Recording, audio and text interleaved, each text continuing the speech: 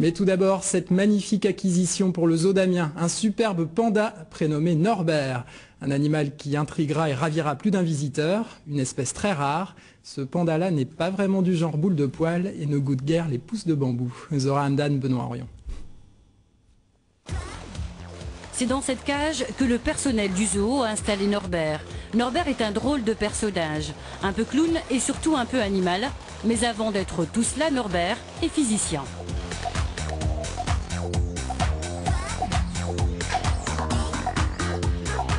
En fait, c'est un problème physique, c'est-à-dire que la pression est égale à la force divisée par la surface. Donc quand la surface est petite, la pression est grande, quoi. Ah, voilà. Donc P égale F sur S. Pendant une semaine, dans sa cage, au milieu d'autres animaux, il va écrire une pièce de théâtre sur des pandas, observés pendant ce temps-là par ses voisins de cage, les ratons laveurs. Le physicien et l'artiste animal, c'est la même chose. Quel est le but du physicien? Le but du physicien, c'est de donner une explication du monde, une traduction du monde. Et le but de l'homme de théâtre, c'est de donner une traduction du monde. Donc on a exactement la même fonction. Donc quand je passe de physicien à homme animal de théâtre, je fais exactement le même travail.